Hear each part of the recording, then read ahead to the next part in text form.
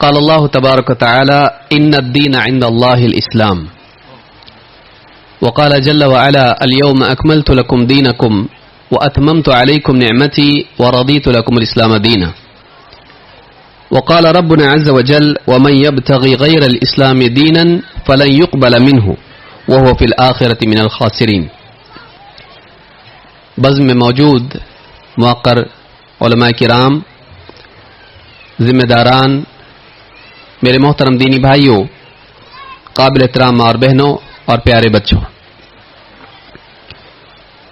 اللہ رب العالمین کی انسان پر بہت ساری نعمتیں ہیں، لیکن ان تمام نعمتوں میں سب سے عظیم الشان نعمت اللہ رب العالمین کا دین ہے، دین اسلام. یہی وہ نعمت ہے جس کے ذریعے سے ایک انسان دنیا میں اور آخرت میں اللہ تعالیٰ کی دوسری نعمتوں کا حقدار بنتا ہے. خصوصاً جنت کی نعمتیں اس دین کے بغیر انسان کو حاصل نہیں ہو سکتی. جس انسان کی زندگی میں دین ہے، آخرت میں ایسا انسان اللہ تعالیٰ کی ہمیشہ ہمیشہ باقی رہنے والی نعمت جنت کو حاصل کر پائے گا. لیکن جس انسان کی زندگی میں سرے سے دین نہ ہو، وہ ہمیشہ کے لیے اس نعمت سے، جنت سے محروم ہو جائے گا. لہذا آخرت کی نعمتوں کو پانے کے لیے اللہ رب العالمین کی اس نعمت کی قدر کرنا اور اپنی زندگی میں پابندی سے اس پر جمے رہنا، موت تک جمے رہنا ضروری ہے. اللہ رب العالمین نے قرآن کریم میں فرمایا ان الدین عند اللہ الاسلام، دین تو اللہ کے نزدیک اسلام ہی ہے، یعنی قابل قبول مقبول دین اللہ کے نزدیک اسلام ہے. اور اللہ رب العالمین نے اس نعمت کو اپنے سے جوڑا ہے. اللہ تعالیٰ فرماتا ہے الیوم اکملت لکم دینکم واتممت علیکم نعمتی ورضیت لکم الاسلام دینا. آج میں نے تمہارے لیے تمہارے دین کو کامل کر دیا. الیوم اکملت لکم دینکم واتممت علیکم نعمتی، اور تم پر اپنی نعمت تمام کر دی. ورضیت لکم الاسلام دینا، اور میں اسلام کے تمہارے دین ہونے پر راضی ہو گیا. اس آیت میں اللہ رب العالمین نے دین اسلام کی نعمت کی نسبت اپنی طرف کی ہے. ساری نعمتیں اللہ کی ہیں، لیکن دین اسلام ایک ایسی نعمت ہے کہ اللہ تعالیٰ نے اس کی نسبت اپنے سے جوڑی ہے. وَأَتْمَمْتُ عَلَيْكُمْ نِعْمَتِي، میں نے اپنی نعمت تم پر تمام کر دی. جو چیز اللہ کے ساتھ جڑ جاتی ہے اس کی عظمت اور بڑھ جاتی ہے. لہذا باقی بہت ساری نعمتیں انسان پر اللہ کی ہیں، کھانا پینا، لباس اور ہوا پانی سب کچھ. اسی کے ساتھ بہترین جسم اور جسم کے اعضاء، صحت، اور اس کے علاوہ اور بہت ساری چیزیں، بہت ساری نعمتیں اللہ رب العالمین نے انسان کو دی ہیں. لیکن ان تمام نعمتوں میں سب سے عظیم الشان نعمت اللہ کا دین ہے. اگر انسان اس نعمت سے محروم ہو جائے تو باقی ساری نعمتیں پا کر بھی وہ انسان محروم ہے. لیکن اگر انسان کو یہ نعمت مل جائے اور دوسری نعمتوں میں سے بہت کچھ نہ بھی ملے تو ایسا انسان محروم نہیں بلکہ پایا ہوا ہے. لہذا اس نعمت کی حفاظت کرنا اور اپنی زندگی میں اس کو خصوصی مقام دینا انسان کو اللہ کے ہاں اونچا مقام دلاتا ہے. اس نعمت کی، دین اسلام کی حفاظت کرنا اور اپنی زندگی میں اس کو خصوصی مقام دینا، اس کی اہمیت کو سمجھنا اور دوسری چیزوں کے مقابلے میں اس کو زیادہ اہمیت دینا، یہ انسان کو اللہ تعالیٰ کے ہاں اونچا مقام دلاتا ہے اور آخرت میں بھی اعلیٰ مقام کا حقدار اس کو بناتا ہے.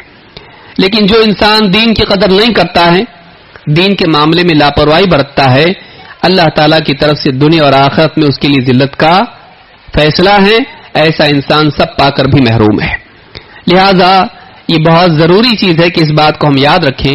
اللہ تعالیٰ قرآن کریم میں فرماتا ہے وَمَن يَبْتَغِ غَيْرَ الْإِسْلَامِ دِينًا فَلَن يُقْبَلَ مِنْهُ، جو آدمی اسلام کے سوا کوئی اور دین چاہے، کسی اور دین کی طلب رکھے، اسے اپنائے، وَمَن يَبْتَغِ غَيْرَ الْإِسْلَامِ دِينًا فَلَن يُقْبَلَ مِنْهُ، تو اس سے وہ دین قبول نہیں کیا جائے گا.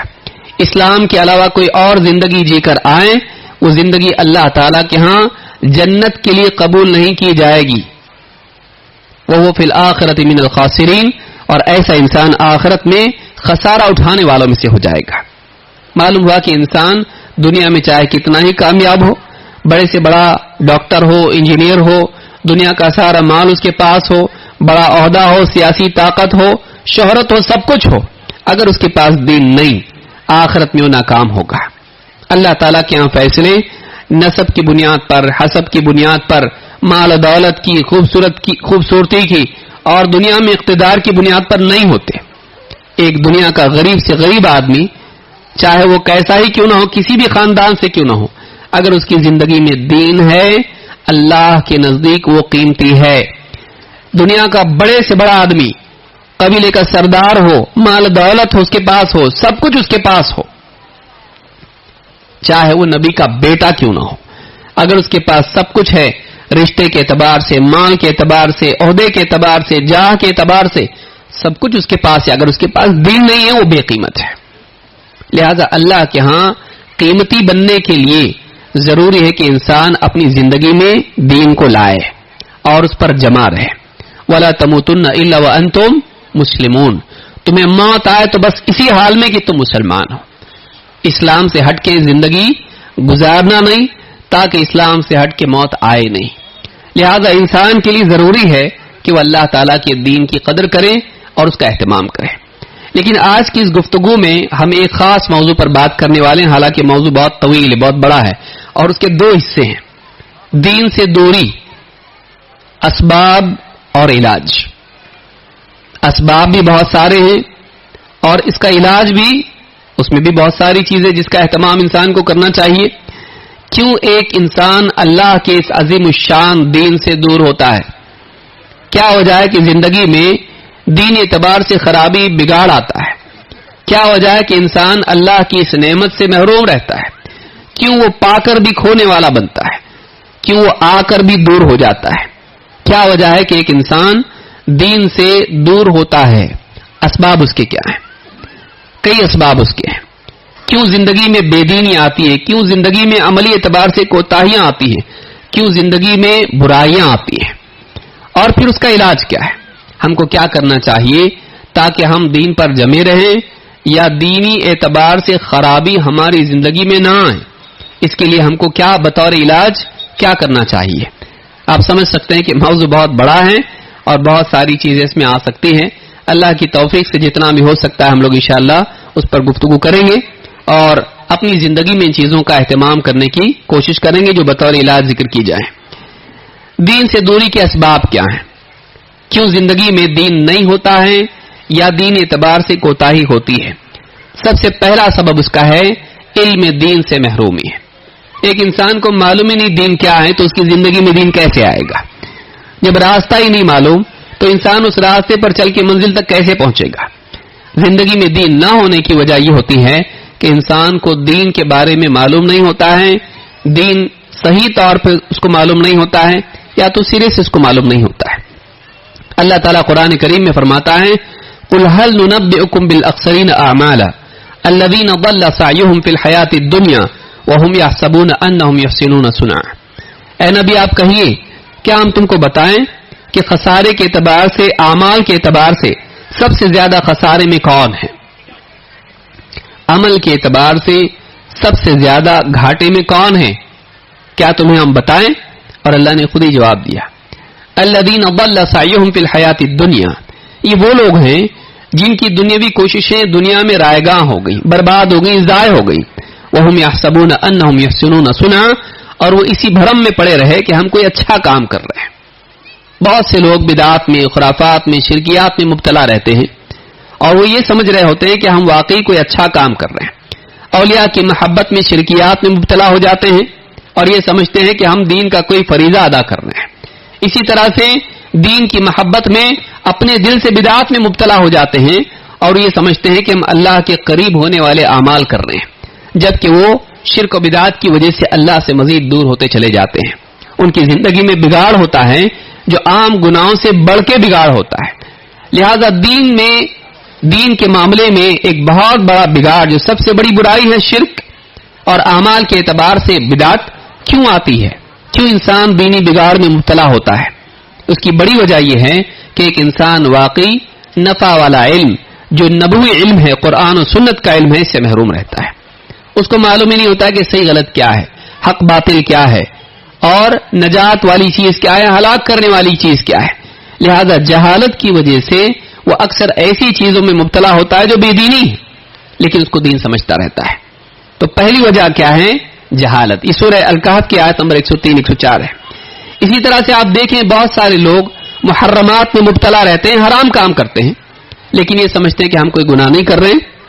تو یہ اس کی بھی وجہ کیا ہوتی ہے؟ انہیں معلوم ہی نہیں ہوتا ہے کہ کیا چیز غلط ہے، کیا چیز حرام ہے. وہ سود لیتے رہتے لیکن معلوم نہیں ہوتا کہ یہ چیز حرام ہے. تجارت میں حرام کمائی ان کی ہوتی ہے لیکن معلوم نہیں ہوتا کہ اس طرح کی بے حرام ہے. اسی طرح سے لباس میں آپ دیکھیں بہت سارے دلہے سونے کی انگوٹھی لیتے ہیں، پہنتے ہیں اور خوش ہوتے ہیں کہ یہاں سے لڑکی والوں کی طرف سے ملا. معلوم نہیں ہوتا کہ مرد کے لیے یہ چیز حرام ہے. خواتین بھی پردے کو لازم نہیں سمجھتی ہیں، بس یہ سمجھتی ہیں کہ دوپٹہ لینا سر پر یہ کافی ہے، اسی کو حجاب کہا گیا ہے، اور ہمارے دلوں میں حیا ہے، کافی ہے، نظر کا پردہ ہے، بس اتنا کافی ہے. بہت ساری بے دینی کی وجوہات میں سے ایک وجہ یہ ہوتی ہے کہ انسان کو معلوم ہی نہیں ہوتا کہ شرعی احکام ہے کیا. تو یہ بہت بڑا سبب ہے گناہوں کا، برائی کا، دینی بگاڑ کا، دین سے دوری کا. اس تعلق سے اللہ کے نبی صلی اللہ علیہ وسلم فرماتے ہیں ان الحرام بین وان الحلال بین وان الحرام بین.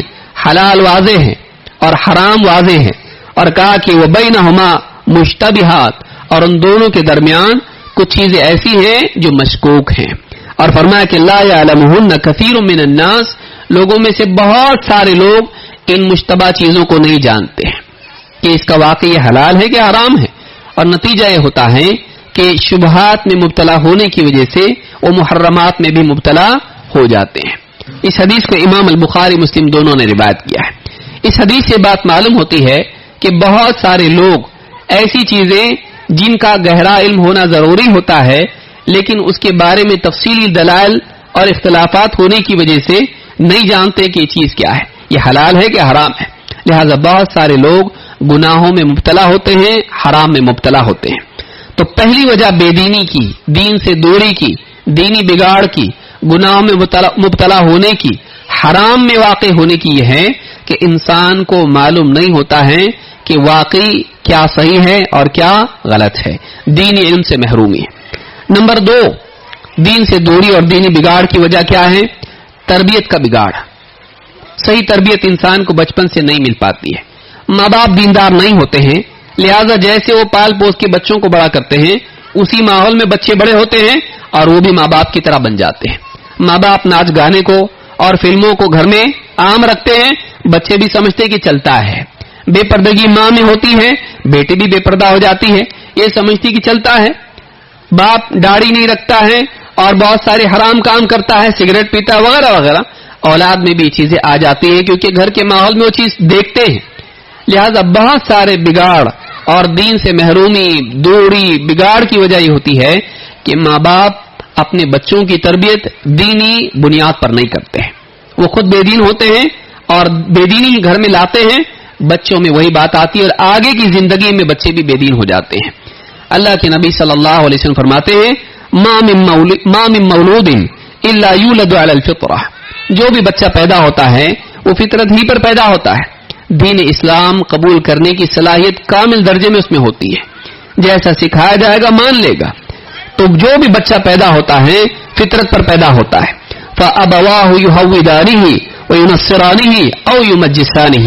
پھر اس کے ماں باپ ہوتے ہیں جو اسے یا تو یہودی بنا دیتے ہیں یا پھر اس کو نصرانی بنا دیتے ہیں یا آگ کا پوجنے والا مجوسی بنا دیتے ہیں. امام البخاری مسلم دونوں نے اس روایت کو نقل کیا ہے. اس حدیث سے بات معلوم ہوتی ہے کہ پیدائشی طور پر بچے میں اللہ کے دین کو قبول کرنے کی صلاحیت اور آمادگی پوری طرح موجود ہوتی ہے. وہ کورے کاغذ کی طرح ہوتا ہے، اس میں کوئی مخالفت اور منازعات نہیں ہوتی ہے، بتایا جائے گا مان لے گا. لیکن ماں باپ اس کو جو بتاتے ہیں وہ صحیح نہیں ہوتا ہے. اگر وہ صحیح بتاتے صحیح مانتا، لیکن ماں باپ اس کو جو سکھاتے ہیں، جو تربیت دیتے ہیں وہ غلط تربیت ہوتی ہے. اس کے نتیجے میں بچہ بگڑ جاتا ہے اور دین سے دور رہتا ہے. تو یہ بھی دوسری وجہ ہے جو انسان کے دین سے دور ہونے کی وجہ ہے.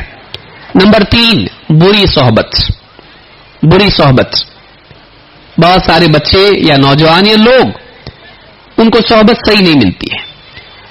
दोस्तों में जिन दोस्तों में बैठते उठते हैं वो बेदीन होते हैं, हराम का इर्तिकाब करते हैं, नमाजों में कोताही करते हैं, फिल्में देखने वाले होते हैं, नाच गाने वाले होते हैं, और यहां तक कि बाज़ औक़ात शराब और जुआ और बहुत कुछ बुराइयां उनमें होती हैं। उनके साथ रहकर एक इंसान उन जैसा बन जाता है। बाज़ औक़ात उनको खुश करने के लिए उनके साथ उन जैसा बनता है। कितने बच्चों को आपने देखा होगा, दीनदार घराने के थे, बच्चे बच्चियां, फिर उसके बाद 10वीं पास हो गई, कॉलेज में चले गए। कॉलेज में जाने के बाद उम्र भी उनकी बढ़ जाती है और माहौल उनको गलत मिलता है, आजादी का माहौल मिलता है, और उनके अंदर वो सारी बुराइयां आती हैं जो उस माहौल में वो देखते हैं। बुरे बिगड़े हुए घरों से आए हुए बच्चे, उनका बिगाड़ इनमें भी आ जाता है। सिगरेट पीना, लड़कियों को छेड़ना, फिल्में देखना, पब्स में जाके डांस करना, और इसी तरह से और बुराइयां, बहुत सारी खुराफात, बर्थडे मनाना और इस तरह की जितनी भी वैलेंटाइन डे मनाना और न जाने कितनी खुराफात, जो उस माहौल में जो मगरबी तमद्दुन और तहजीब से मुतासिर होता है, ये भी उसमें जाके अपने आप को ऐसा बना लेता है। जैसे दोस्त उनके साथ ये वैसा हो जाता है। बहुत सारी बच्चियां होती हैं, अच्छे घरों से होती हैं, पर्दे वाली होती हैं, दीनी मिजाज होता है, लेकिन धीरे धीरे उस माहौल में जाकर उन जैसी बन जाती हैं। वो लड़कियां किसी से व्हाट्सएप पे ताल्लुकात किसी और से हैं, उसके दोस्त हैं, ये भी बाप उसको मोबाइल देता है, ये भी इसके दोस्त बन जाते हैं। उसके जरिए और कोई जो है इसकी जिंदगी में आ जाता है जिसको नहीं आना चाहिए था। दोस्ती इंसान के लिए बहुत बड़ा फितना और फसाद बन जाती है। अल्लाह के नबी सल्लल्लाहु अलैहि वसल्लम फरमाते हैं, अर्रजुलु अला दीन खलीलिही फलयंजुर अहदुकुम मन युखालिल। आदमी अपने दोस्त के दीन पर होता है, तो तुम में से हर एक को देख लेना चाहिए कि वो किसको अपना दोस्त बना रहा है। चाहे लड़का हो, लड़की हो, चाहे कोई मर्द हो, औरत हो, वो देखे कि उसके ताल्लुकात किससे हैं, खुसूसी ताल्लुकात, दोस्ती के ताल्लुकात और करीबी ताल्लुकात किनसे हैं। जाहिर बात है कि उनके मिजाज, उनके रहन सहन, उनकी पसंद नापसंद का इस पर भी असर पड़ता है। लिहाजा इंसान अगर दीनदार से दोस्ती करता है, उसकी वजह से ये बेनमाजी तनमाजी बन जाता है, ये बुराइयां करता है, उसके मना करने से रुक जाता है। लेकिन अगर बेदीन से उसकी दोस्ती होती है, उठना बैठना होता है, उसकी बुराइयां इसमें भी आती हैं, उसकी वजह से ये भी बेदीन बन जाता है। इस हदीस को इमाम अबू दाऊद और तिर्मिज़ी ने रिवायत किया है। उमर इब्न खत्ताब रज़ी अल्लाह तआला फरमाते हैं, वला तमशी मअल फाजिर वला तमशी मअल फाजिर फयुअल्लिमुका मिन फुजूरिही। फाजिर के साथ चल भी मत। जो इंसान अल्लाह की हुदूद को फलांगता है, हराम का इर्तिकाब करता है, अल्लाह के बनाए हुए दायरे में नहीं जीता, इस्लाम के दायरे में, जो इंसान गुनाहों का आदी हो, कहा कि वला तमशी मअल फाजिर, फाजिर के साथ चल भी मत। क्या होगा नतीजा? फयुअल्लिमुका मिन फुजूरिही, वो तुझको अपने जो भी गुनाहों में जिसमें वो मुब्तला है वो खुद तुझको सिखाएगा। वो जो खुद करता है वो तुझसे भी करवाएगा, नई नई चीजें तुझको सिखाएगा, गुनाह के रास्ते नए नए बताएगा। आप देखिए आमतौर से होता ही है कि एक इंसान गुनाहगार होता है, अब उसके साथ दूसरे लोग होते हैं, वो उनमें मुजरिम बन के जीने की बजाय उन्हें अपने साथ ले डूबने वाला बनता है। तो उनको भी वो सिखाता है ताकि वो अकेला न रह जाए, उस गुनाह में दूसरों को बता दे, ये अच्छी चीज है, इसमें बहुत मजा आता है, ऐसा करने में बहुत फायदा है, ऐसा करना ही ज्यादा अच्छा है, मौज मस्ती इसमें है। तो ऐसे कई लोग जो हैं गुनाहों में दूसरों को भी ले जाते हैं। इंसान को चाहिए कि वो सही दोस्ती इख्तियार करे, बुरों की दोस्ती में न रहे, बुरे माहौल में न रहे, बुरी सोबत इख्तियार न करे। अल्लाह के नबी सल्लल्लाहु अलैहि वसल्लम से मना किया है। इसी तरह से चौथा सबब इंसान के बिगाड़ का, दीन से दूरी का क्या है? नफसानी ख्वाहिशात की पैरवी करना। बाहर अगर कोई भड़काने वाला ना हो, अंदर बैठा हुआ है इंसान के अंदर, अल्लाह रब्बुल आलमीन ने दो चीजों की तलब रखी है, एक लज्जत की तलब, दूसरे राहत की तलब। लज्जतें चाहता है, खाना पीना लिबास और इस तरह की जितनी भी चीजें हैं जो लज्जत जिनमें इंसान को मिलती है, जिस्मानी एतबार से या नफ्सियाती एतबार से, और फिर कुछ चीजें ऐसी हैं जो जिनमें राहत इंसान को मिलती है। इंसान का नफ्स राहत और लज्जत चाहता है। یہی لذت طلبی ہے جو انسان کو حلال لذت سے آگے بڑھا کر حرام میں لے جاتی ہے. یہی راحت طلبی ہے جو انسان کو اللہ کے حکموں کو پورا کرنے میں رکاوٹ بن جاتی ہے. راحت طلبی کی وجہ سے ایک انسان فجر کی نماز چھوڑ کے بستر ہی میں سردی میں رہنا پسند کرتا ہے. کون باہر نکلے, کون سردی میں باہر مسجد کو جائے, کون وہاں پر جا کر ٹھنڈے پانی سے وضو کرے. راحت چاہیے, تکلیف نہیں. کون گرمی کے موسم میں روزہ رکھے, کون اللہ کے دین پر عمل کرتے ہوئے تقوی اختیار کر کے مصیبت میں پڑے. انسان راحت چاہتا ہے. یہ راحت طلبی انسان کو اللہ کے فرائض سے محروم رکھتی ہے, بلکہ اس کے ادا کرنے سے روکتی. اسی طرح سے لذت طلبی ہے, انسان لذتیں چاہتا ہے تو حرام لذتوں کی طلب بھی اس کے دل میں پیدا ہوتی ہے, کیونکہ نفس حدود نہیں جانتا ہے. انسان کا نفس حدیں نہیں جانتا ہے, بلکہ اس کے اندر رغبت ہوتی ہے کہ جس چیز سے منع کیا جائے اس کا تجربہ کر کے دیکھیں.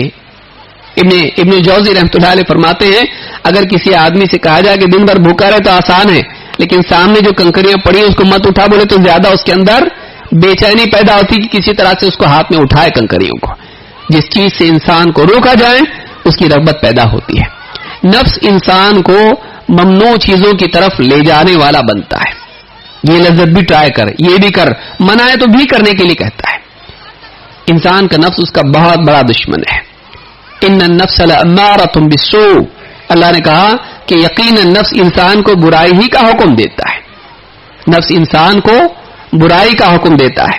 اللہ تعالیٰ قرآن کریم میں فرماتا ہے وَلَا تَتَّبِعِ الْهَوَىٰ فَيُضِلَّكَ عَنْ سَبِيلِ اللَّهِ, خواہشات کی پیروی مت کر. انسان اپنی چاہتوں کی پیروی کرنے لگ جائے تو کیا ہوگا؟ جو میرا دل چاہتا میں کروں گا. بعض لوگوں کا دین یہ ہوتا ہے, میرے دل میں جو آئے گا میں کروں گا. دل بولے گا نماز پڑھ تو پڑھوں گا, دل بولے گا روزہ رکھ تو رکھوں گا, میرے دل کا مالک ہوں, میں جو چاہوں گا کروں گا, مجھے جو اچھا لگتا ہے میں کرتا ہوں. کسی جلوس میں جانا اچھا لگا تو چلا گیا, میرا دل جو کہے گا میں کروں گا. اگر انسان اس کو اصول بنا لے ایسا انسان بے دین ہو جاتا ہے. اللہ تعالیٰ قرآن کریم میں فرماتا ہے وَلَا تَتَّبِعِ الْهَوَىٰ, خواہش کی پیروی مت کر. کیا ہوگا؟ فَيُضِلَّكَ عَنْ سَبِيلِ اللَّهِ, یہ چیز تجھے اللہ کے راستے سے بھٹکا دے گی. خواہشات کی, چاہتوں کی پیروی کرنے والا انسان اللہ کے راستے سے یعنی صراط مستقیم سے یعنی اللہ تک لے جانے والے راستے سے یعنی جنت کے راستے سے محروم ہو جاتا ہے. وَلَا تَتَّبِعِ الْهَوَىٰ فَيُضِلَّكَ عَنْ سَبِيلِ اللَّهِ إِنَّ الَّذِينَ يَضِلُّونَ عَنْ سَبِيلِ اللَّهِ لَهُمْ عَذَابٌ شَدِيدٌ بِمَا نَسُوا يَوْمَ الْحِسَابِ, یقیناً وہ لوگ جو اللہ کی راہ سے بھٹک جاتے ہیں ان کے لیے بڑا سخت عذاب ہے, اس وجہ سے کہ وہ آخرت کے دن کو بھلا بیٹھے. انہوں نے آخرت کے دن کو بھلا دیا. ایک انسان جب خواہشات کی پیروی کرتا ہے تو آخرت اس کی نگاہ سے اوجھل ہو جاتی ہے, صرف لذتیں اس کے سامنے ہوتی ہیں, اس کے سامنے انجام نہیں ہوتا ہے. کیوں؟ وہ لذتوں کو دیکھ رہا ہوتا ہے کہ بس آج مجھ کو یہ لذت چاہیے, اس کا انجام کیا ہے اس کو نظر انداز کر دیتا ہے. اور ایسا انسان اللہ سے بھی دور ہو جاتا ہے, جنت سے بھی دور ہو جاتا ہے. نفسانی خواہشات, نفسانی لذتوں کا طالب ہونا ایک انسان کے لیے جہنم کا اور بے دینی کا ذریعہ بنتا ہے. اللہ کے نبی صلی اللہ علیہ وسلم فرماتے ہیں ان مما اخشى علیکم شہوات الغی فی بطونکم وفروجکم ومضلات الہوى. امام الطبرانی نے اس کو روایت کیا ہے. آپ فرماتے ہیں جس چیز کا مجھے تم پر سب سے زیادہ خوف ہے وہ کیا ہے؟ شہوات الغی فی بطونکم وفروجکم, پیٹ اور شرمگاہ کی وہ خواہشات جو سرکشی پر مبنی ہیں, حدود پار کر کے ایک انسان اللہ کی حدوں کو پار کر کے سرکشی اختیار کر کے اپنے پیٹ کی اور اپنی شرمگاہ کی لذتوں کو پورا کرے, ایسی شہوتیں. اور وہ مضلات الہوى, اور خواہشات, ذہنی گھڑے ہوئے فلسفے, ذاتی بنائے ہوئے اصول, ان اصولوں کے پیچھے چل کر گمراہ ہونے والا انسان. کہ ایسی خواہشات, ایسی رائے, ایسے فلسفے جو انسان کو بھٹکا دیں. تو ایک تو لذتیں اور دوسرے فلسفے, یہ دو چیزیں ایسی ہیں جو انسان کو بھٹکا دیتی ہیں.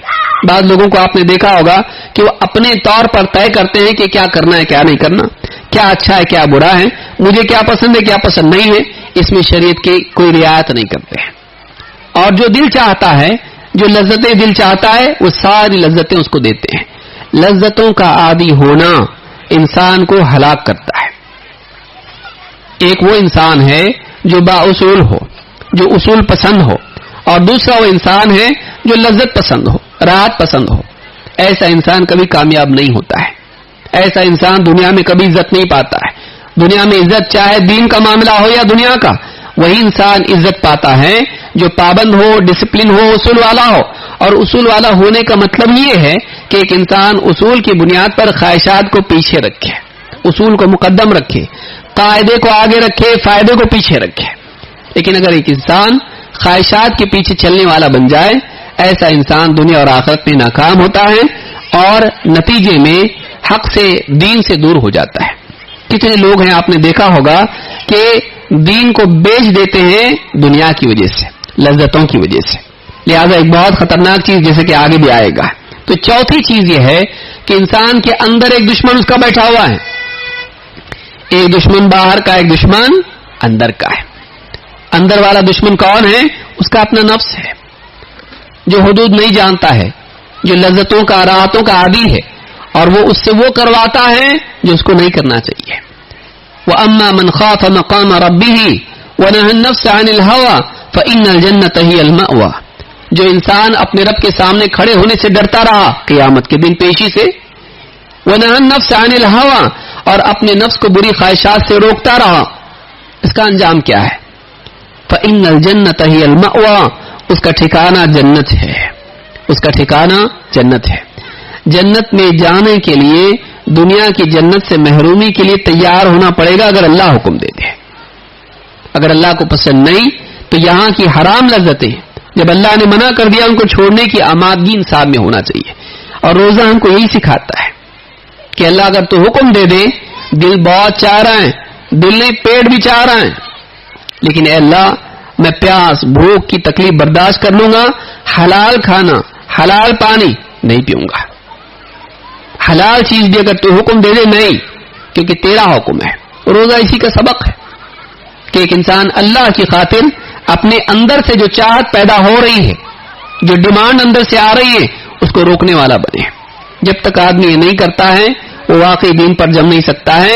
یہی وہ چاہتے ہیں, یہی وہ لذتیں جو انسان کو دین سے بھٹکا دیتی ہیں.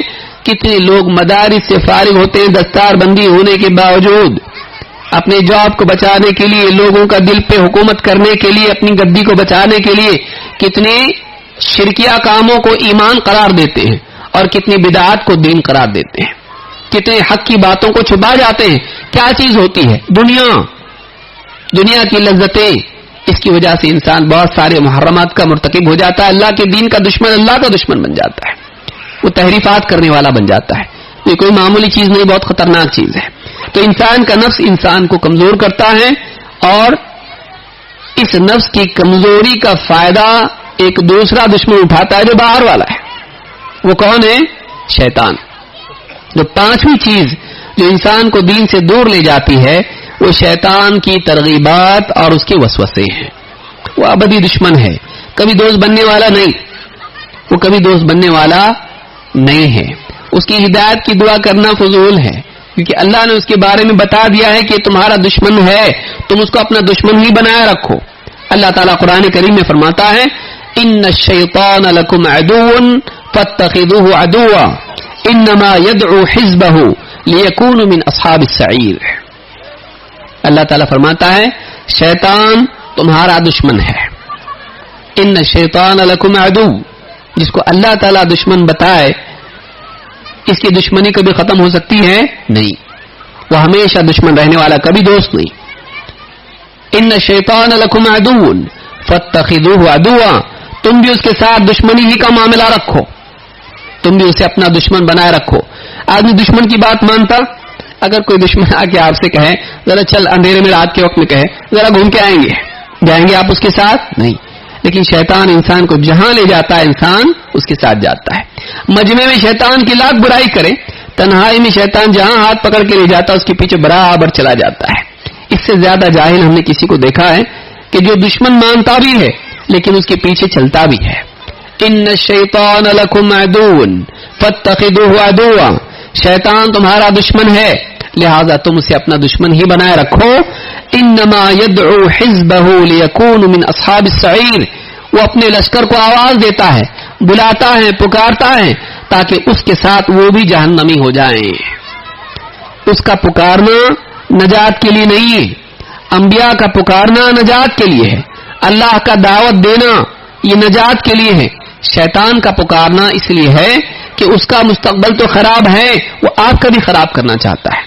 وہ تو جہنم میں جانے والا ہے, وہ تنہا نہیں جانا چاہتا ہے, وہ آپ کو بھی لے جانا چاہتا ہے تاکہ اللہ کے سامنے اپنی بات کو سچا کر دکھائے کہ میرے پیچھے لوگ چلیں گے, میری بات مانیں گے. وَلَا تَجِدُ أَكْثَرَهُمْ شَاكِرِينَ. تو ان میں سے اکثر کو شکر گزار نہیں پائے گا, ان میں سے اکثر کو تو ناشکرا پائے گا. تو شیطان انسان کا دشمن ہے جو انسان کو دین سے دور لے جاتا ہے. آدم علیہ السلام کے قصے میں ہم کو اللہ تعالیٰ نے خود بتا دیا. کیوں بتایا اللہ نے ہم کو؟ تاکہ ہم اس بات کو سمجھیں کہ شیطان برائی کو اچھا بنا کے پیش کرتا ہے, شرک کو اولیاء کی محبت کے نام پہ پیش کرے گا, بدعات کو عمل میں اضافے کے نام پر پیش کرے گا, محرمات کو دنیا کی مصلحت بنا کر پیش کرے گا, وقتی فائدہ بتا کر پیش کرے گا, بہت سے گناہوں میں ڈالے گا لیکن امیدیں دلائے گا, توبہ کی امید, زندگی کی امید جیسا کہ آگے آئے گا. تو شیطان بہت برا, بڑا, بھیانک دشمن ہے. اس کو اپنا دشمن ہی بنائے رکھو. دشمن بنائے رکھو کیسے؟ اس کی بات مانو مت, کیونکہ اس کے ہر معاملے میں دھوکہ ہے, اور تمہارے باپ اور ماں دونوں کو اس نے دھوکہ دیا ہے. کیا کہا؟ وَقَاسَمَهُمَا إِنِّي لَكُمَا لَمِنَ النَّاصِحِينَ. قسم کھا کے کہا, کیا کہا؟ میں تمہارا بھلا چاہنے والا ہوں. بھلا چاہا نہیں. اللہ تعالیٰ نے جس پیڑ سے کے قریب جانے سے منع کر دیا تھا اس کا پھل کھانے پر مجبور کر دیا, جبکہ اللہ کا صریح حکم تھا وَلَا تَقْرَبَا هَٰذِهِ الشَّجَرَةَ فَتَكُونَا مِنَ الظَّالِمِينَ. اس پیڑ کے قریب مت جانا ورنہ ظالموں میں سے ہو جاؤ گے. اپنے اوپر ظلم کر بیٹھو گے, یہاں رات کی زندگی میں ہو مصیبت میں چلے جاؤ گے, دنیا میں محروم ہو جاؤ گے جنت سے. اللہ تعالیٰ نے منع کیا تھا, لیکن شیطان آ کے کیا کہا؟ یہ پیڑ بہت اچھا ہے, یہ کھاؤ گے فرشتوں جیسے بن جاؤ گے, بادشاہت ملے گی, ہمیشہ کی زندگی ملے گی. اس کے فضائل بیان کیے جس سے اللہ نے منع کیا تھا. اور یہ ہمیشہ قیامت تک شیطان کرتا رہے گا. جو چیز بری انسان کے لیے ہلاک کرنے والی ہے اس میں نجات بتائے گا, اس کو مفید بتائے گا, اس میں سعادت اور فلاح اور کامیابی بتائے گا, انسان کی ذاتی زندگی میں بھی اور معاشرے کے اعتبار سے بھی. ایسے ایسے پروجیکٹ دے گا جو سماج کو تباہ کرنے والے ہوں لیکن ان کو خوبصورت بنا کے پیش کرے گا. تو یہ انسان کے لیے بہت بڑا خطرہ ہے. دور کیوں ہوتا ہے انسان دین سے؟ اس میں بہت بڑا ہاتھ شیطان کا ہوتا ہے, اس کے وسوسوں کا. اللہ تعالیٰ قرآن کریم میں فرماتا ہے قال رب بما اغویتنی. شیطان نے کہا اللہ تعالیٰ سے, اے میرے رب جب تو نے مجھے بھٹکا ہی دیا ہے, لأزینن لہم فی الارض, تو میں زمین میں برائیاں تیرے بندوں کے لیے خوشنما کر کے دکھاؤں گا, غلط باتیں ان کو اچھی بنا کے پیش کروں گا. وَلَأُغْوِيَنَّهُمْ أَجْمَعِينَ, اور سب کے سب کو میں بھٹکا کے رہوں گا, سب کے سب کو میں بھٹکا کے رہوں گا. إِلَّا عِبَادَكَ مِنْهُمُ الْمُخْلَصِينَ, ہاں مگر تھوڑے سے چنے ہوئے خاص بندوں کے سوا سارے لوگوں کو بھٹکا دوں گا میں. کچھ بندے بچیں گے, کچھ بندے دھوکہ نہیں کھائیں گے, لیکن باقی ساروں کو میں کیا کروں گا؟ بھٹکا دوں گا. وَلَأُغْوِيَنَّهُمْ أَجْمَعِينَ. ایک ہوتا ہے ضلالہ اور دوسرے ہوتا ہے غوایہ. جانتے بوجھتے میں ان کو دور کروں گا. ضلالہ کیا انسان کو معلوم ہی نہیں کیا صحیح کیا غلط, وہ بھی ایک سبب ہے, لیکن خواہشات کی بنا پر ترغیب دے کر غلط کام کو میں حکمت بتا کر کہ اس میں حکمت ہے, یہ اچھا ہے تیرے لیے, آج کر لے کل توبہ کر لینا, یا اس میں یہ برائی ہے لیکن یہ بھلائی بھی ہے اس اعتبار سے کہ اس کا انجام اچھا ہے, راستہ چاہے کتنا ہی غلط کیوں نہ ہو منزل اچھی ہے. تو غایات کو سامنے رکھ کر غلط وسائل اختیار کرنے پر مجبور کرے گا, برائی کو بھلائی بنا کے پیش کرے گا. تو کہا کہ وَلَأُغْوِيَنَّهُمْ أَجْمَعِينَ, میں ان سب کو بھٹکا دوں گا. لیکن کیسے بھٹکائے گا؟ کیا کہا؟ لَأُزَيِّنَنَّ لَهُمْ فِي الْأَرْضِ, زمین میں برائیاں ان کے سامنے اچھی بنا کر پیش کروں گا, مزین کروں گا برائیوں کو اور ان سب کو بھٹکا دوں گا. ہاں کچھ بندے محفوظ رہیں گے, بچیں گے اس سے, لیکن وہ تھوڑے ہوں گے. اللہ کرے ہم لوگ ان میں ہوں جو بھٹکے نہیں بلکہ محفوظ رہیں. تو یہ جو آیت ہے سورہ الحجر کی, اس میں اللہ تعالیٰ نے بتا دیا کہ شیطان کیسے بھٹکاتا ہے, برائی کو بھلائی بنا کر پیش کرتا ہے. لیکن کیوں آدمی پھنستا ہے اس میں؟ اس لیے کہ وہ شرعی علم حاصل نہیں کرتا, قرآن و سنت کا علم حاصل نہیں کرتا ہے, اور اپنی عقل کی بنیاد پر فیصلہ کرتا ہے کہ اچھا کیا ہے برا کیا ہے. اسی لیے بہت سارے بدعات میں مبتلا لوگوں کو آپ پوچھیں کہ کیوں کرتا ہے, وہ اس میں غلط کیا ہے؟ اچھا ہے نا, اچھا ہے, فاتحہ دے رہا ہے, قرآن پڑھ رہا ہے, مٹھائی تقسیم کر رہا ہے, مرے ہوئے کے ساتھ میں رحم کر رہا ہے, کیا مسئلہ ہے؟ قرآن خوانی کر رہا ہے, یا نبی کے نام پر جلوس نکال رہا ہے, کیا برا ہے اس کے نزدیک؟ نبی کی محبت تازہ ہوتی ہے, سارے عالم کو پیغام ملتا ہے, اور سارے فضائل جو اس کے گھڑے ہوئے ہیں قرآن سنت میں کہیں نہیں ہے. اس کی تعویلات, اس کی تشریحات آتی کہاں سے ہے؟ شیطان اس کے دل میں ڈالتا ہے. بہت ساری باتیں نبی کریم صلی اللہ علیہ وسلم سے محبت ایمان کا حصہ ہے. اعمال کی کثرت اچھی بات ہے, لیکن پہلے یہ تو دیکھا جائے کہ جو کام یہ کر رہا ہے قرآن و سنت سے ثابت ہے کہ نہیں, اور سلف کا اس پر عمل رہا کہ نہیں, جسے آپ نے اس سے پہلے بھی سنا. یہ بہت ضروری ہے. تو شیطان انسان کو گناہوں میں, برائیوں میں کبھی اندھیرے کے راستے سے اور کبھی اجالے کے راستے سے بھی آتا ہے. کچھ نورانی اندھیرے بھی ہوتے ہیں اس کے پاس کہ وہ بھلائیاں پیش کرتا ہے, برائیوں کو بھلائی بنا کر پیش کرتا ہے, اور آدمی اس میں دھوکے میں آ کر حق سے, صراط مستقیم سے, نبوی منہج سے دور ہو جاتا ہے. تو ایک وجہ, بہت بڑی وجہ شیطان ہے. نمبر 6, انسان کے بگاڑ کی, بے دینی کی, دین سے دوری کی ایک وجہ کیا ہے؟ تسویف. انشاءاللہ دیندار بنیں گے. کب؟ حج کو جا کے آنے دو, بیٹی کی شادی ہونے دو, نکاح تو ہونے دو, جاب تو لگنے دو, حالات تھوڑے سازگار ہونے دو. تو ایک انسان کیا کرتا ہے, اگر کوئی کہے کہ بھائی دین پہ چلو, نماز پڑھو, اللہ کا حکم پورا کرو, سنتوں پر عمل کرو, بدعات سے بچو, شرک چھوڑو, کرو, دین پہ چلو, تو آدمی کیا کہتا ہے؟ انشاءاللہ کریں گے, ضرور کریں گے, دعا کیجیے. آپ رزق کے معاملے میں نہیں بولتا ایسا, انشاءاللہ جائیں گے, دیکھیں گے, آپ دعا کیجیے. مولوی صاحب کہیں اللہ رزق دینے والا ہے, ہدایت کے معاملے برابر بولتا ہے. کیا بولتا ہے؟ مولوی صاحب کہیں دیکھو نماز کو آؤ, کتنے دن سے آپ کو دیکھا نہیں فجر میں, کیا کرتے گھر میں؟ تو آپ دعا کرو, انشاءاللہ کبھی نہ کبھی اللہ توفیق دے گا. آپ بھی تو کوشش کرو, آپ دعا تو کرو. لیکن رزق کے بارے میں اگر خطبے میں امام صاحب بول دیں رزق انسان کے ہاتھ میں نہیں ہے, اللہ تعالیٰ جس کو چاہے گا رزق, کیا بیان کرتے ہیں امام صاحب؟ نہیں کرے تو ہوتا گیا, نہیں کرے تو ملتا گیا. ہاں جنت ملتی ہے لیکن رزق نہیں ملتا. آپ سوچئے, یعنی دین کے بارے میں تیرا اصول یہ ہے کہ اللہ چاہے گا تو ملے گا, اور دنیا کے بارے میں تیرا اصول کیا ہے کہ ہم کو کرنا پڑے گا. یہ جو تفریق ہے یہ تفریق نہیں ہے, دونوں اللہ کی توفیق سے ملتا ہے, لیکن دونوں کے لیے انسان کو کوشش بھی کرنا پڑتا ہے. اونٹ کو باندھ اور اللہ پہ توکل کر, چاہے دینی معاملہ ہو یا دنیوی معاملہ ہو, انسان کو اللہ پر بھروسہ, اللہ سے استعانت دونوں کرنا چاہیے, اسی کے ساتھ کوشش بھی کرنا چاہیے. لیکن آدمی دین کے معاملے میں کوشش نہیں کرتا, دنیا کے معاملے میں ایسے کوشش کرتا ہے جیسے یہاں پر ہمیشہ رہنا, اس کو کبھی موت آنے والی نہیں ہے. اور جب دین کا معاملہ سامنے ہے تو کیا کرتا ہے؟ کل سے انشاءاللہ, کل سے, آج تو چلا گیا کیسے ہی, کل سے انشاءاللہ دین پہ چلوں گا, اگلے جمعہ سے, اگلے رمضان سے, حج کے بعد سے, تھوڑا سا ٹھیک ہونے سے, یا بیوی یعنی نکاح ہونے کے بعد سے. آدمی داڑھی نہیں رکھتا, نوجوان اس کو بولے داڑھی رکھو, کہ تھوڑا نکاح تو ہونے دو, نکاح کے بعد فری ہو جاؤں گا. لڑکیاں نہیں مل رہی, لڑکیاں کیا بولتی ہیں؟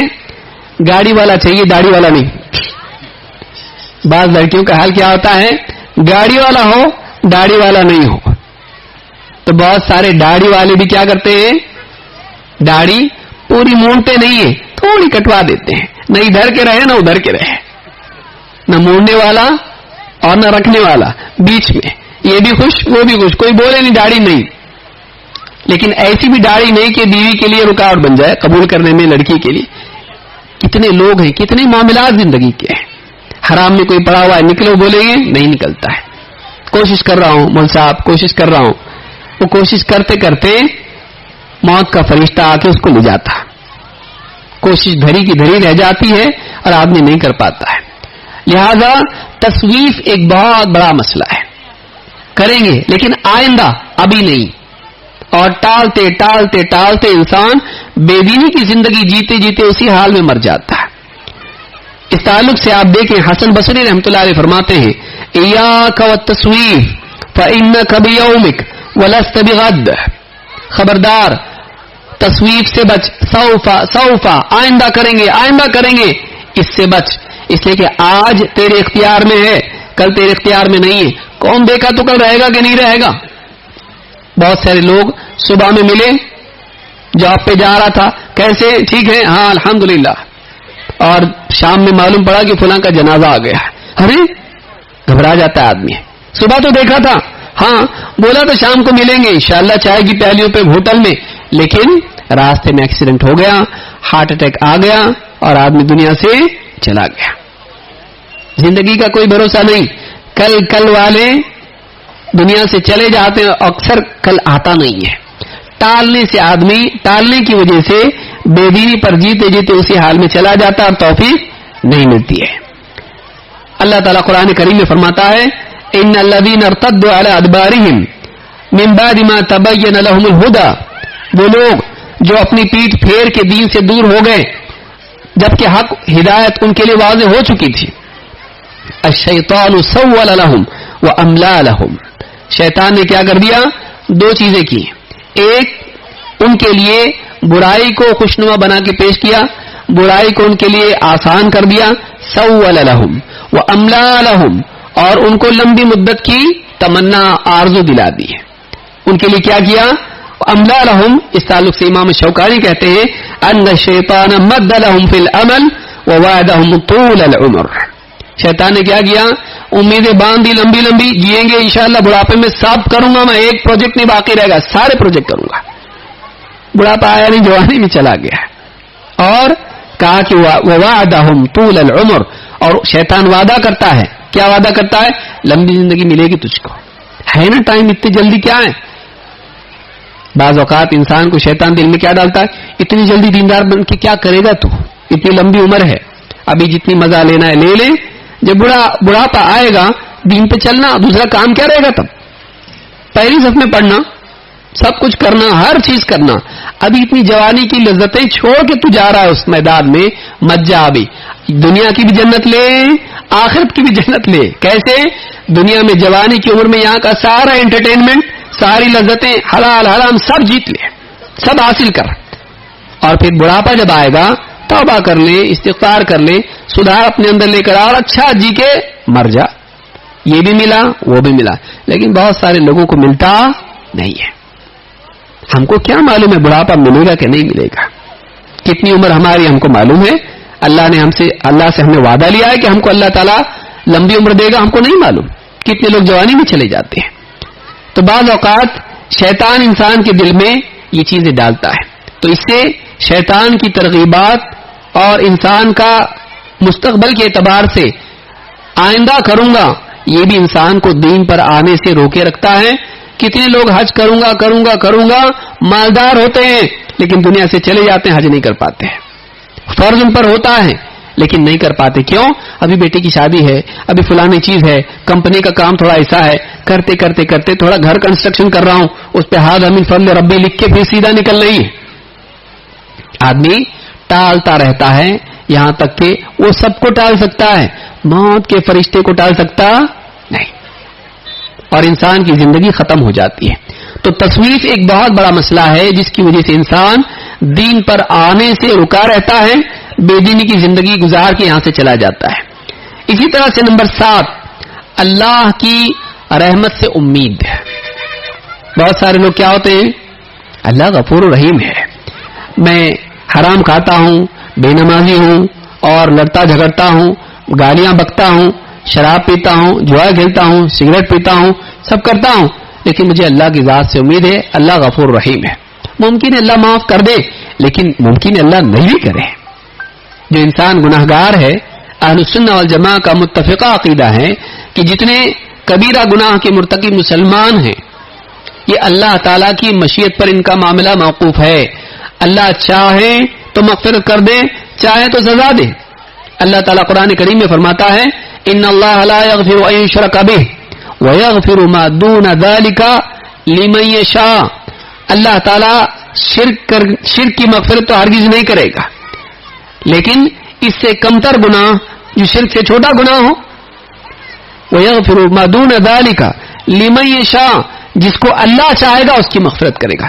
یہ نہیں کہا کہ سب کی مغفرت کرے گا۔ اب اس کے لیے اللہ کی چاہت ہوگی، مشیت ہوگی کہ نہیں، اس کو معلوم ہے۔ پھر اس حدیث کا کیا کریں گے؟ یعذب ناس من اہل التوحید فی النار حتی یکون فیہا حمما، اس کا کیا کریں گے؟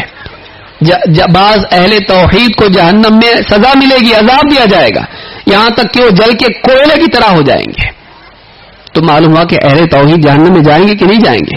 جائیں گے، اور جائیں گے اور ایسے عذاب ہوگا کہ کوئلے کی طرح ہو جائیں گے۔ تو اب اس نے اللہ سے کیسے معلوم کر لیا کہ ان لوگوں میں نہیں ہوگا، یہ ان لوگوں میں ہوگا جس کو اللہ معاف کر دے گا؟ کیسے معلوم؟ آدمی بعض اوقات یہ سوچتا ہے ٹھیک ہے جہنم میں گئے بھی تو نکلیں گے نا، جنت میں جائیں گے۔ ایک دن کے لیے بیکری کی بھٹی میں جانے کے لیے تیار ہیں، ایک دن کے لیے اینٹ کی بھٹی میں جانے کے لیے تیار ہیں، ایک منٹ کے لیے تیار ہیں، موم بتی پر ایسا ہاتھ رکھنے کے لیے تیار ہے نہیں، لیکن اس میں جانے کے لیے تیار ہیں۔ کیوں؟ یہ یقین کی کمی کی وجہ سے۔ ابھی اس کو سمجھ میں نہیں آیا جہنم کیا ہے۔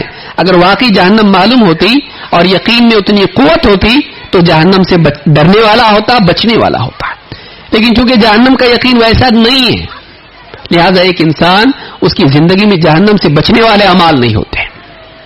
تو ایک بہت بڑی وجہ جو ہے انسان کا یہ سمجھنا اور یہ ماننا کہ اللہ غفور و رحیم ہے، اور اس بنیاد پر انسان کا گناہ کرنا۔ آپ غور کریں، قرآن کریم میں کوئی ایک مقام آپ ایسا نکال کے بتا دیں، حدیثوں میں کوئی ایک حدیث ایسی نکال کے بتا دیں جس میں اللہ کے نبی صلی اللہ علیہ وسلم نے گناہ کرنے کے لیے اللہ کی رحمت کی ترغیب دی ہو۔ کرو گناہ اللہ مغفرت کرے گا، ایسا بتائے؟ آپ عام طور سے احادیث آیات دیکھیں گے جن سے گناہ ہو چکے ہیں انہیں اللہ کی رحمت کی امید دلائی گئی ہے۔ یہ نہیں کہا گیا کہ کرو گناہ کوئی بات نہیں اللہ غفور الرحیم ہے، کہیں بھی ایسا نہیں کہا گیا۔ یہ ایک غلط سوچ ہے جس میں بہت سارے مسلمان مبتلا ہوتے ہیں۔ مستقبل کے اعتبار سے اللہ کی رحمت اور حال کے اعتبار سے گناہ کی چاہت یہ جمع کرنا ٹھیک نہیں ہے۔ ہاں، ماضی کے گناہوں کے بارے میں ایک انسان اللہ سے امید رکھے کہ اللہ تعالیٰ مغفرت کرنے والا ہے، اور حال میں اپنی اصلاح کر رہا ہو اور ماضی کے لیے اللہ کی رحمت سے امید لگائے ہوئے ہو، یہ سلف کا طریقہ ہے۔ یہ نہیں کہ اللہ کی رحمت کی امید بھی ہو اور گناہ کرتا چلا جائے، یہ اچھی بات نہیں ہے، یہ اچھی بات نہیں ہے۔ آپ دیکھیں اللہ تعالیٰ نے جیسے کہا حدیث میں، حدیث قدسی میں ہے سبقت رحمتی غضبی یا غلبت رحمتی غضبی، اس طرح کی حدیثیں اور بہت سارے رحمت والی حدیثیں آدمی سنتا ہے اور آدمی اس کے نتیجے میں کہتا ہے کہ اللہ مغفرت کرنے والا ہے، اللہ تعالیٰ رحم کرنے والا ہے، اور گناہ پر گناہ کرتا رہتا ہے۔ آپ دیکھیں قرآن کریم میں اللہ تعالیٰ نے اپنی رحمت کو جوڑا ہے ایمان و عمل کے ساتھ، کہ زندگی میں عقیدے اور عمل کا سدھار ہو، ایسے آدمی کے لیے اللہ تعالیٰ نے رحمت کا وعدہ کیا ہے۔ ایک انسان عقیدے کو بگاڑ لے اور اعمال کو بگاڑ لے اور پھر اللہ سے امیدیں باندھے اور اس گندگی سے نکلنے کے لیے تیار نہ ہو، تو ایسا انسان دھوکے میں ہے، ایسا انسان دھوکے میں ہے۔ اللہ تعالیٰ فرماتا ہے فَأَمَّا الَّذِينَ آمَنُوا وَعَمِلُوا الصَّالِحَاتِ فَيُدْخِلُهُمْ رَبُّهُمْ فِي رَحْمَتِهِ ذَلِكَ هُوَ الْفَوْزُ الْمُبِينُ، یہ سورہ الجاثیہ کی آیت۔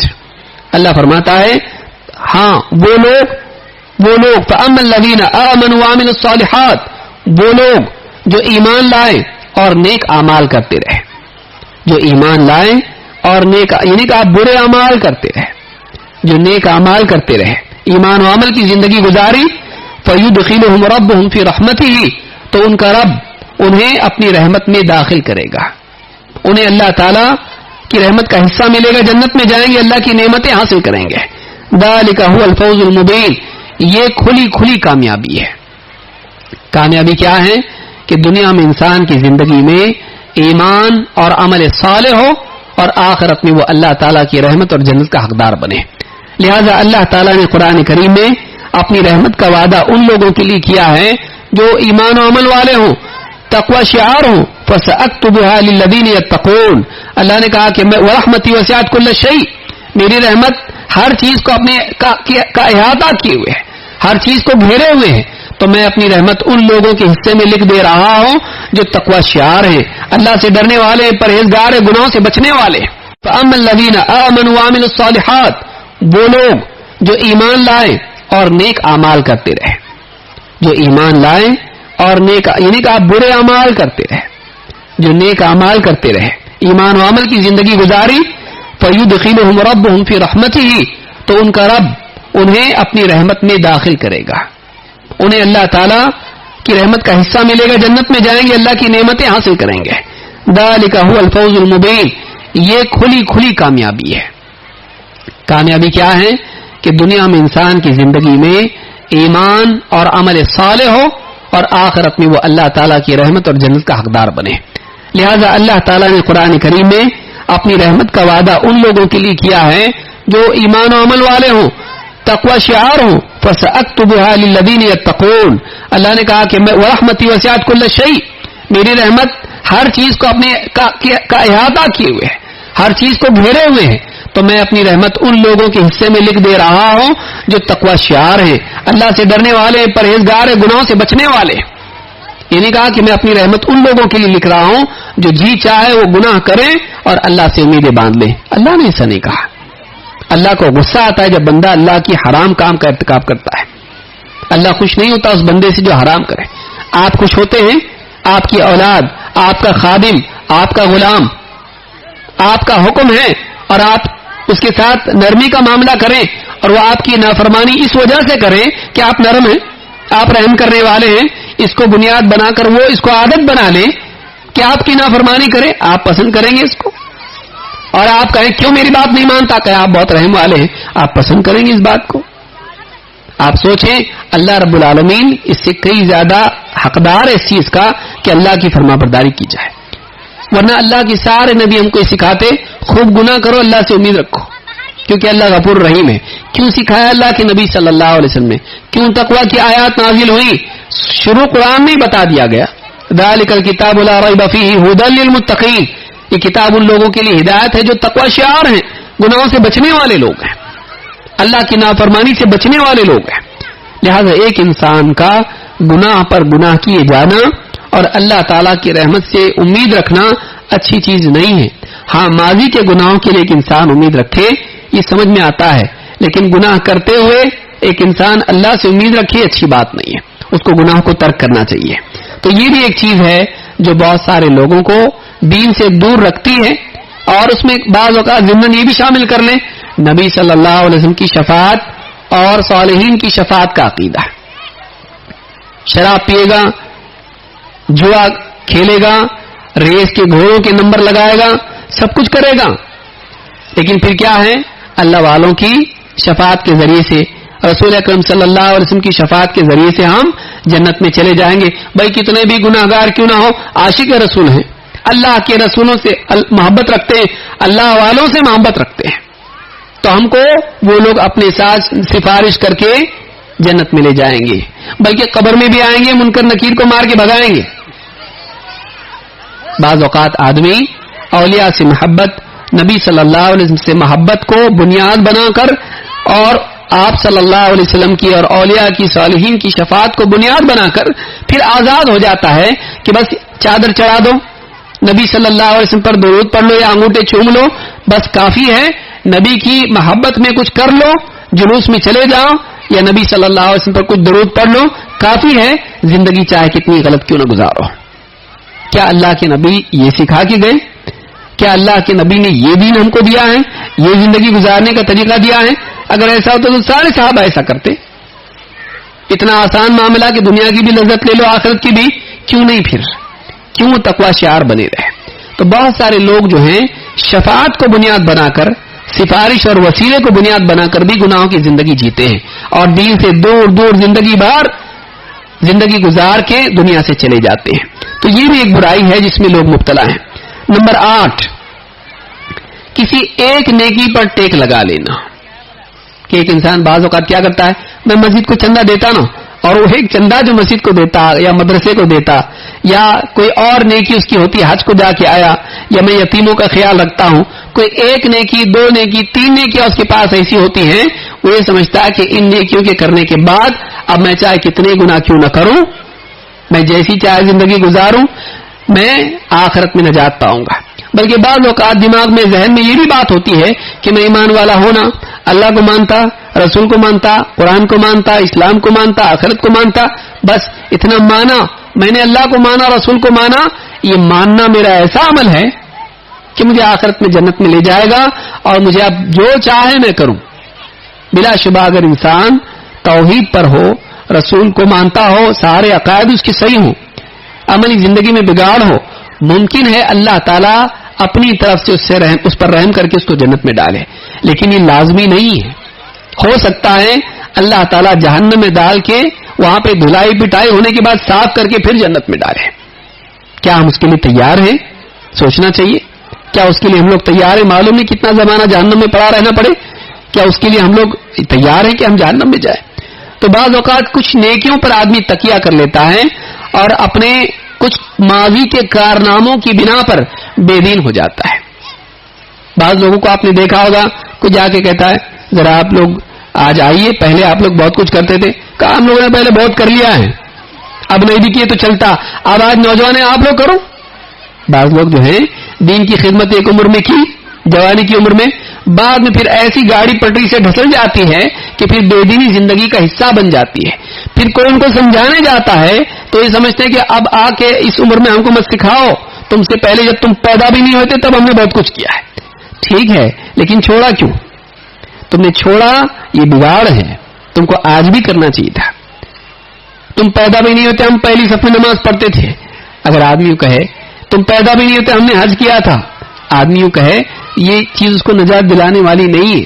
وَلَا تَمُوتُنَّ إِلَّا وَأَنْتُمْ مُسْلِمُونَ، زندگی کے کچھ حصے میں دیندار بنے رہو، باقی بے دین ہو جاؤ، اللہ یہ نہیں چاہتا ہے۔ اللہ نے کہا کہ تمہیں موت اس حال میں آئے کہ تم مسلمان ہو، یعنی موت تک دین پر چلتے رہو۔ وَاعْبُدْ رَبَّكَ حَتَّى يَأْتِيَكَ الْيَقِينُ، اے نبی اپنے رب کی عبادت کرتے رہیے یہاں تک کہ آپ کو یقینی چیز موت آ جائے۔ موت تک دین پر چلنا ہے، یہ نہیں کہ آپ نے کچھ حصہ زندگی کا شروعات کا کر لیا اور اسی پر تکیہ کر کے بقیہ زندگی میں اس کو چھوڑ کے آپ اس پر فخر کرتے رہیں، پچھلے دنوں کو یاد کرتے رہیں، اور کبھی تو یہ ہے کہ ہم بھی نہیں کیے، ہمارے باپ نے کیا، ہم کو مت سکھاؤ، ہمارے والد صاحب نے مسجدیں بنائی، مدرسے بنائے اور نہ جانے کتنی نیکیاں کی ہیں، ہم ایسے گھرانے کے لوگ ہیں۔ بعض اوقات تو خود کا بھی عمل نہیں ہوتا ہے، باپ دادا کا عمل ہوتا ہے، اور اسی پر انسان تکیہ کر کے بیٹھتا ہے، اسی کو اپنے لیے شرف اور فخر سمجھتا ہے اور اسی کو نجات کا ذریعہ سمجھتا ہے۔ تلک امۃ قد خلت لها ما کسبت ولکم ما کسبتم، یہ پچھلے لوگ تھے جو چلے گئے، ان کے لیے وہ ہے جو انہوں نے کمایا، تمہارے لیے وہ ہے جو تم نے کمایا۔ من بطأ به عمله لم يسرع به نسبه، جس کا عمل اسے پیچھے کر دے اس کا نسب اسے آگے نہیں لے جا سکتا ہے۔ باپ دادا کے اوپر خوش ہو کے یہ سمجھنا کہ ہم بھی جنت میں جائیں گے، ان کے پیچھے ان کا دامن پکڑ کے نہیں ہوگا ایسا۔ اگر اس کی زندگی میں بے دینی ہو، اس کی زندگی میں اللہ سے بغاوت ہو، اس کی زندگی میں بدعات اور خرافات ہوں، محرمات ہوں، اور یہ سمجھے کہ باپ دادا کی نیکیوں کے بدلے میں اس کو جنت ملے گی، یہ بھرم ہے، شیطان کا دھوکہ ہے۔ لہذا بعض اوقات کوئی ایک چیز ایسی ہوتی جس کو پکڑ کے آدمی سمجھتا ہے کہ میں اس کی بنا پر یقیناً جنت میں جاؤں گا۔ کیا نبوی مزاج یہ ہے؟ نہیں ہے۔ اللہ کے نبی صلی اللہ علیہ وسلم کے صحابی معاذ بن جبل کہتے ہیں كنت ردف النبی صلی اللہ علیہ وسلم على حمار يقال له عفیر، ایک نبی صلی اللہ علیہ وسلم کا ایک گدھا جس کا نام عفیر تھا، میں آپ صلی اللہ علیہ وسلم کے ساتھ اس پر سوار تھا۔ فقال يا معاذ هل تدري حق الله على عباده وما حق العباد على الله، کہا اے معاذ کیا تم جانتے ہو کہ اللہ کا بندوں پر کیا حق ہے اور بندوں کا اللہ پر کیا حق ہے؟ معلوم؟ کہا قلت اللہ ورسولہ اعلم، کہا اللہ اس کا رسول ہی بہتر جانتے ہیں، اللہ اور اس کا رسول ہی بہتر جانتے ہیں۔ قال فإن حق الله على العباد ان يعبدوه ولا يشركوا به شيئا، آپ نے فرمایا یاد رکھو اللہ کا حق بندوں پر یہ ہے کہ بندے اللہ کی عبادت کریں، اللہ کی عبادت میں اس کے ساتھ کسی کو شریک نہ کریں۔ وحق العباد على الله وحق العباد على الله الا يعذب من لا يشرك به شيئا، اور بندوں کا اللہ پر حق یہ ہے کہ جو بندے اللہ کے ساتھ شریک نہ کریں اللہ تعالیٰ انہیں دائمی عذاب نہ دے، اللہ تعالیٰ انہیں عذاب نہ دے، ہمیشہ ہمیشہ جہنم میں نہیں رہیں گے، ایک نہ ایک دن نکالے جائیں گے اگر گئے بھی تو یہاں پر کیا کہا؟ اب اس کے بعد دیکھیے صحابی نے کہا فقلت یا رسول اللہ افلا ابشر بہ الناس، کہ اللہ کے رسول کیا یہ خوشخبری، یہ فضیلت والی حدیث کہ ایک انسان اللہ کے ساتھ شرک نہ کرے تو وہ جہنم میں نہیں جائے گا، کیا یہ خوشخبری میں لوگوں کو نہ سناؤں؟ افلا ابشر بہ الناس، آپ نے فرمایا لا تبشرہم فیتکلوا، انہیں خوشخبری مت سناؤ، وہ اسی پر ٹیک لگا کے بیٹھ جائیں گے، وہ اسی پر تکیہ کر لیں گے، اسی پر اپنے آپ کو جما لیں گے اس امید میں کہ توحید کافی ہے، اللہ کی توحید کافی ہے، زندگی میں کمزوری بھی ہو تو چل جائے گا، کہیں ان کے ذہن میں یہ نہ آ جائے۔ تو کہا کہ لا تبشروا فیتکلوا، اور ایک روایت میں لا انی اخاف ان یتکلوا، نہیں مجھے ڈر ہے کہ کہیں وہ اسی پر تکیہ نہ کر لیں، مت بتاؤ ان کو۔ حضرت معاذ نے موت کے وقت کی حدیث بتائی اس ڈر سے کہ کہیں علم کے چھپانے کے گناہ کے مرتکب نہ ہو جائیں۔ اس حدیث کو امام البخاری مسلم دونوں نے روایت کیا ہے۔ معلوم ہے کہ نبی صلی اللہ علیہ وسلم کیا چاہتے تھے کہ بعض اعمال کی، ایمان کی یا کچھ نیکیوں کی فضیلت کی بنا پر آدمی عمل میں کمزور نہ ہو جائے، یہ نبوی چاہت ہے، اللہ کے رسول صلی اللہ علیہ وسلم کی چاہت یہ تھی۔ لیکن اس کے برعکس بہت سارے مسلمانوں کو آپ دیکھیے، کچھ نیکیاں کر لی، اس بھرم میں مبتلا ہو جاتے ہیں کہ میں نے کچھ عمل ایسا کر لیا ہے کہ اب اس کے بعد کتنا ہی گناہ کیوں نہ کروں میں جنت میں چلا جاؤں گا۔ ایسا نہیں ہے۔ جو اللہ ایک بلی کی وجہ سے ایک عورت کو جہنم میں ڈال سکتا ہے، اور ایک کتے کی پانی پلانے کی وجہ سے وہ ایک عورت کو جنت میں ڈال سکتا ہے، اس کی مغفرت کر سکتا ہے۔ اللہ تعالیٰ جو چاہے کرتا ہے، وہ چاہے تو ایک نیکی کی بنا پر مغفرت کر دے، اور وہ چاہے تو ایک گناہ کی بنا پر سزا دے دے۔ اللہ تعالیٰ اب ہمارے حق میں کیا فیصلہ کرے گا ہم کو معلوم، تو ہمارا دل ڈر والا ہونا چاہیے۔ دنیا کے معاملے میں تو ہم ڈر والے ہیں، ہر چیز میں ڈرتے ہیں کہ اگر ایسا نہیں ہوا تو کوئی آدمی کہے بھائی چلو کوئی مسئلہ نہیں، اتنا جلدی کرنے کی ضرورت کیا ہے، ٹرین مل جائے گی، نہیں چھوٹ لی تو اس لیے وقت سے پہلے پہنچو، وہاں برابر وقت سے پہلے پہنچے گا۔ انسان کو دنیا کے معاملات میں ڈر ہوتا ہے، اس لیے سارے احتیاط کرتا ہے، لیکن دین کے معاملے میں سارے احتیاط چھوڑ کے آزاد ہونا پسند کرتا ہے، اور یہ سمجھتا ہے اس کو دھوکہ یہ ہوتا ہے شیطان کی طرف سے، نہیں ایسا نہیں ہوگا، کچھ نقصان نہیں ہوگا۔ دنیا کے معاملے میں ڈرتا ہے۔ کوئی آدمی بول دے بھائی دیکھو شاید پکا نہیں ہاں کل سارے پیٹرول پمپ بند رہنے والے ہیں، پکا نہیں لیکن سنا ہے، اڑتی اڑتی خبر آئی ہے، کیا کرتا ایسا کل تو مجھ کو جانا ہے سفر میں، تو جا کے رات ہی میں پیٹرول بھر کے گاڑی ریڈی رکھتا ہے۔ بولا پکا نہیں ہے، آپ اتنا کیوں احتیاط کیا؟ بولے بند رہا تو اگر خبر صحیح نکلی تو آدمی دنیا کے معاملے میں احتیاط کرتا ہے، لیکن دین کے معاملے میں ہو سکتا ہے کھلا رہے، دنیا کے معاملے میں نہیں۔ کتنی افسوس کی بات ہے کہ جس میں احتیاط کرنا چاہیے اس میں لاپرواہی، اور جس میں لاپرواہی کر سکتا ہے اتنا بڑا نقصان نہیں ہے، اس میں ایسا احتیاط کہ کوئی جیسے کوئی جنت جہنم کا معاملہ ہو۔ یہ ہماری بے دینی کی علامت بھی ہے اور بے دینی کا سبب بھی ہے۔ تو یہ حدیث بتاتی ہے کہ اللہ کے نبی صلی اللہ علیہ وسلم اس بات کو پسند نہیں کرتے تھے کہ انسان کسی ایک چیز پر تکیہ کر کے بے دینی کو زندگی میں آنے کا راستہ ہموار کرے۔ نمبر 9، دین سے دوری کی ایک وجہ دنیا کی پریشانیاں بھی ہوتی ہیں۔ دنیا میں مصیبتیں آ جاتی ہیں، فقر و فاقہ آیا، کل تک تقوی والا تھا، اب سوچ رہا ہے کیوں میرے ساتھ ایسا ہو رہا، دین پہ چل کے بھی ایسا، تو ایک کام کرتے ہیں جانے دو، حرام میں چلے جاتے ہیں۔ کیا فائدہ دین پہ چل کے، رزق میں برکت ہی نہیں ہو رہی بلکہ تنگی آ رہی، تو جانے دو، حرام میں چلے جاتے ہیں۔ کتنے لوگ حرام میں چلے جاتے ہیں، سود میں، جوئے میں، چوری میں، خیانت میں، غبن میں چلے جاتے ہیں تکلیفوں کی وجہ سے۔ بیوی بچوں کو کیا کھلاؤں، ان کو بھوکا نہیں دیکھ سکتا ہے لیکن حرام کھاتے ہوئے دیکھ سکتا ہے، ان کو بھوکا نہیں دیکھ سکتا ہے لیکن حرام کھاتے ہوئے دیکھ سکتا ہے۔ بعض لوگوں کا مزاج یہ ہوتا ہے کہ ان کے نزدیک آخرت کی تکلیف سے بڑھ کے دنیا کی تکلیف ہوتی ہے۔ اللہ تعالیٰ قرآن کریم میں فرماتا ہے وَمِنَ النَّاسِ مَن يَعْبُدُ اللَّهَ عَلَى حَرْفٍ، بعض لوگوں میں سے بعض ایسے بھی ہیں جو کنارے رہ کر اللہ تعالیٰ کی بندگی اختیار کرتے ہیں۔ فَإِنْ أَصَابَهُ خَيْرٌ اطْمَأَنَّ بِهِ، جب اچھے حالات ان پر آتے ہیں، خیر کی چیزیں ان کے ساتھ اچھی چیزیں ہوتی ہیں، مطمئن رہتے ہیں, خوش رہتے ہیں. وَإِنْ أَصَابَتْهُ فِتْنَةٌ انقلب عَلَى وَجْهِهِ, اور اگر ان پر مصیبت آتی ہے, آزمائش آتی ہے, تو پیٹ پھیر کے نکل جاتے ہیں, منہ موڑ لیتے ہیں حق کے راستے سے. انقلب علی وجہہ, منہ پھیر کے چل دیتے ہیں, حق کے راستے کو چھوڑ دیتے ہیں, گمراہی کے راستے پر نکل جاتے ہیں, حق سے دور ہو جاتے ہیں. خسر الدنیا والآخرہ ذلک هو الخسران المبین. اللہ فرماتا ہے یہ دنیا اور آخرت کا خسارہ ہے, یہ دنیا آخرت کا گھاٹا ہے. دنیا میں بھی فیل, آخرت میں بھی فیل. دین سے محرومی فیل, جنت سے محرومی فیل, دونوں اعتبار سے فیل ہے. ذالک هو الخسران المبین, یہ کھلا کھلا خسارہ ہے کہ انسان دونوں جگہ فیل ہو جائے. دنیا میں چاہے لوگوں کے حساب سے کتنا ہی پاس کیوں نہ ہو, جو اللہ کے ہاں فیل تو فیل, ختم. جس کو اللہ فیل بول دے وہ فیل ہے, چاہے ساری دنیا اس کو پاس بولے, کیونکہ اصل فیصلہ کرنے والا اللہ ہے. مالک یوم الدین الیس اللہ بأحکم الحاکمین, اصل فیصلہ کرنے والا اللہ ہے, چاہے دنیا کا معاملہ آخرت کا معاملہ ہو. تو بعض لوگوں کا حال کیا ہوتا ہے, اچھے حالات آئیں, ھذا من فضل ربی ما شاء اللہ تبارک اللہ, لیکن تکلیف کے حالات آئیں, پاؤں پھسل جاتا ہے.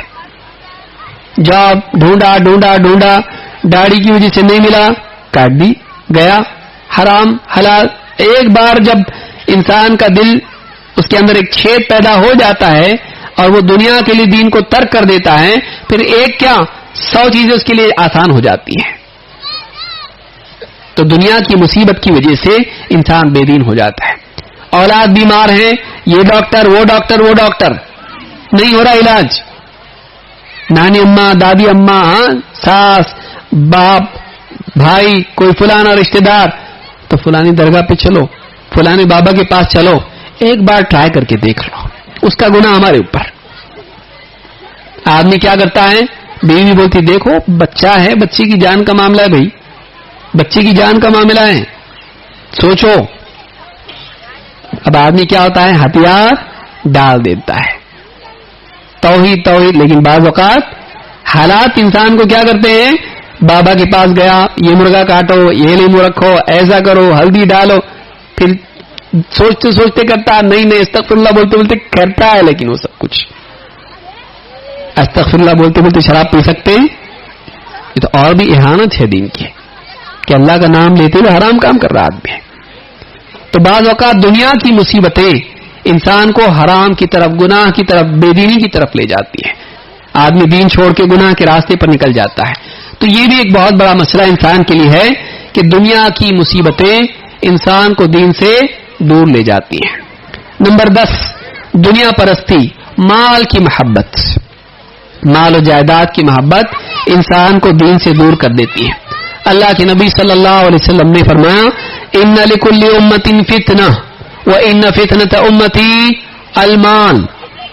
ہر امت کے لیے ایک فتنہ ہوتا ہے, ہر امت کے لیے گمراہی کا ایک ذریعہ ہوتا ہے, ہر امت کے لیے ایک آزمائش ہوتی ہے, اور میری امت کی آزمائش جس میں بہت سارے لوگ فیل ہوں گے وہ کیا ہے, مال, پراپرٹی, جائیداد, روپیہ پیسہ.